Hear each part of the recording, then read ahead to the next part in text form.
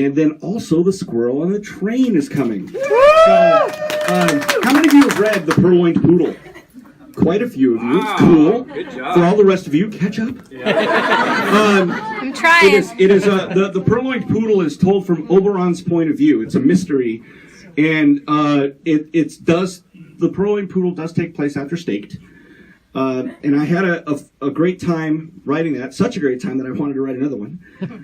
So I wrote The Squirrel on the Train. And the Purloined Poodle at this point, I think you can only buy in ebook and audio, because the print is a very limited edition. The problem with doing novellas is that publishers don't want to print them because their profit margin is low on that kind of a thing. So, but Subterranean Press, they're out of Michigan. They're a niche sort of sci-fi fantasy publisher that does these really beautiful books. And they will do novellas, but they do limited press runs because that's how they are able to make sure they don't have losses. Where they're almost guaranteeing that they will sell out because they have a low press run, and that way they don't have the losses that would come with such a project. So the Purloined Poodle is sold out, but you can still get The Squirrel on the Train if you want a print copy. You just go directly to subterraneanpress.com and search for the title, order that bad boy. It will be shipped to you in time for Christmas. November 30th? Yeah, November 30th is the release date. They'll probably ship it to you a few days ahead of time because they're the bosses. And, this is direct from the publisher, not from, Amazon or anything. So it'll directly come to you, and then next time you see me, I'll be happy to sign it, that kind of thing. Of course, you can get ebook and you can get audio too. Luke has already recorded it, and he's going to now read you just a wee bit, about 5 pages or so, of the beginning of The Squirrel on the Train. And you want to... Hi, everybody. How are you guys doing? Woo! Thanks for showing up today. You could be at the beach, but you're here with us, which is so much better. So hot. It is about as hot. Woo! That's why I brought so I don't get the vapors earlier. So I'm going to read from the first chapter of The Squirrel on the Train, but we're going to go just about 5 pages in, so it'll be about 5-10 minutes, just to give you a taste for it. I'm going to try to put this here without feedback, so I don't have to hold it. By the way, this is how he records in general. Well, not in a bookstore, but he uses his iPad. So this is, you can see, I'll get the scripts downloaded, and then I use everything off of here. I work in a studio from home that I built. And then we used to do paper back in the day when I started out. My trunk would be full of thousands of pages of loose paper with scripts on them and stuff. And then about 5 years ago, we all switched over to doing iPad, and it's so much easier, and the trees all thank us for it. So I'm just going to hold this because that way we won't have that annoying... Can you guys hear it? Yeah, I'll use it. All right. It's a microphone. I'm going to use it. Of course. He's never getting it back. All right. So here we go. This is from The Squirrel on the Train. Now, I will say this. I did choose in these books to do the titles and everything from Atticus's voice, and then the actual story is Oberon's perspective. But I felt like Oberon came to Atticus and said to him, I need you to do the titles because I'm not going to do the titles. I'm the actual storyteller. You can set me up for everything. These are the things I do in my mind to justify why I make the choices I do. So, in that case, Chapter 1, Squirrel Interrupted. I do not understand why humans tend to fear clowns more than squirrels. Atticus says it's probably all Stephen King's fault. Which doesn't make much sense to me, but I'm sure he's right. That still doesn't explain why people are ignoring the mountains of evidence that squirrels have a sinister agenda and the ability, the agility to carry it out. They can climb trees and dang near anything else and circumvent the most sophisticated security systems. They've stolen my snacks and eaten them in front of me from the safety of a tree branch high above my head. That's evidence of raw, unchained evil for you right there. Know how many clowns have done that to me? 0. And if a clown wants to try anything, how fast is he going to move in those oversized clown shoes? Not fast enough, no sir. He certainly won't be climbing a tree in them.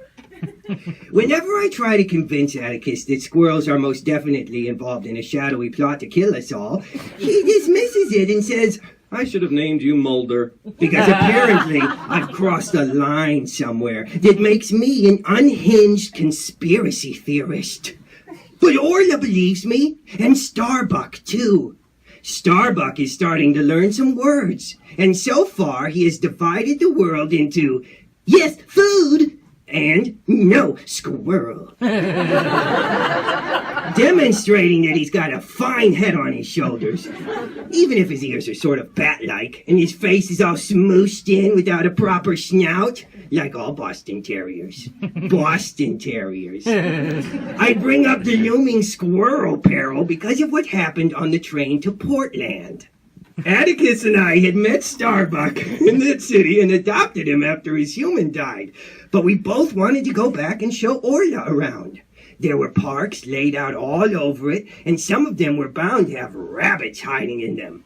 And there was also that one pie bar that made some pretty fine chicken pot pies with a delicious gravy inside. After we saved Jack the Poodle and brought him back to Eugene, reuniting him with his human, Atticus thought maybe he should stop renting stuff and buy a vehicle to drive around in, since Orla couldn't shift planes until after she dropped her litter. He bought an old truck that he said was a classic, a 1954 Chevrolet. He got it for cheap since it had a lot of rust damage, but he didn't care about that. He called on Ferris, the iron elemental, to help him get rid of the rust and rebuild the steel where necessary. It was a few days' work restoring it and painting it a shiny blue, and by the time he was done and asked us where we should go, we told him we wanted to go smell all the things in Portland. All the things? He said. It's a heroic quest, Atticus. At the end, when we're too tired to go on, Starbuck will say, I may not be able to smell all the things, Mr. Oberon, but I can smell you. And then the giant eagles will swoop down out of the volcanic ash and pick us up and fly us back home. Which is really the first of like 20 million endings. And we'll add 40 million more in the director's cut. Atticus said he'd never let me watch Lord of the Rings again. But then he added that the truck got terrible gas mileage and he didn't want to drive it anywhere but Eugene and back. So that's why we wound up taking the train and running across the path of the most diabolical squirrel in the world. At least the ride to Eugene was great. Orla and I stuck our heads out the window to sample all the scents of the Willamette, and Starbuck squeezed in between us and sneezed a lot. Yes, food, Starbuck said, which meant he was happy or hungry. If I'm being honest, sometimes those things smoosh together into the same thing with us hounds. The train station didn't smell particularly good. I'm not sure any train station anywhere is super duper fragrant in the positive sense. If you want to make your nose happy, train stations are unlikely to make your top 5 million list. I mean, there's a lot of urine, and that's interesting, no doubt. You want me to answer?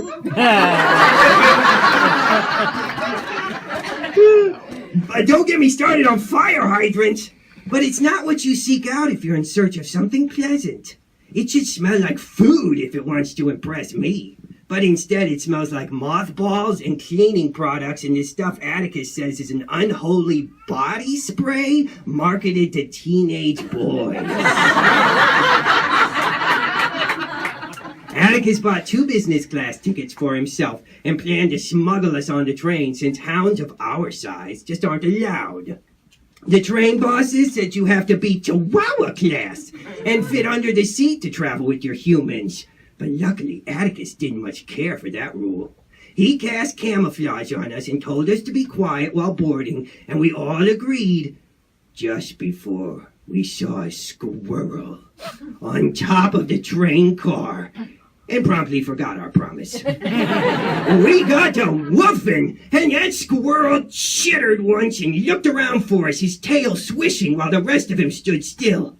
Atticus's mental voice shouted loud in my head, "Stop that right now!" And he must have done the same thing to Orla and Starbuck because they stopped barking too. But there's a squirrel, Atticus! I began.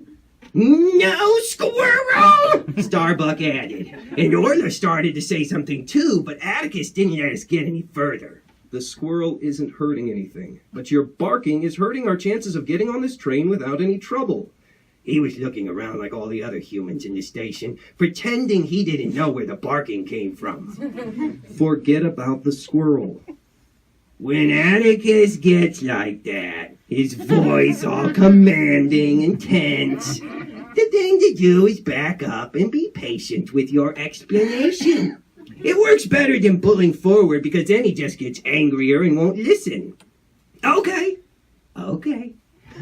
I know the squirrel isn't hurting anything right this second, Atticus, but it's only rational to assume that he is here to assassinate us. That's not rational at all. It's our duty to protect you and protect this train from whatever he's planning. We must defy the devil. Oberon, there is no way that squirrel can derail the train or do any other damage to it. We'll be fine. And if the squirrel tries to ride along, you know what will happen? What? He'll be blown away by the wind. There's nothing to hold on to up there. If he's dumb enough to stay on the train, physics will take care of him. Oh, death by physics. That sounds like justice to me. Orla said. No squirrel, Starbuck agreed. Physics is usually how people die in space, isn't it, Atticus? Oh, unless an alien eats you, or explodes out of your chest, or brain weevils lay eggs in your skull, or a pathogen escapes from the lab due to poor quarantine procedures. Right, you can enjoy imagining the many possible deaths of the squirrel once we're aboard. I need you all to be very quiet for the entire trip. Talk to me mentally all you want, but no barks or growls of any kind. Just ignore that squirrel. Leave him to physics, all right? We agreed and got on board with no more fuss. Though we saw some people point at the squirrel and say, "Aw, how cute." As if the squirrel didn't want them all dead. They wouldn't have said that if a clown had been staring down at them from the top of the train, would they? Nope. They would have retreated to a bunker and laid down suppressing fire before lobbing some grenades at it. Thank you, guys.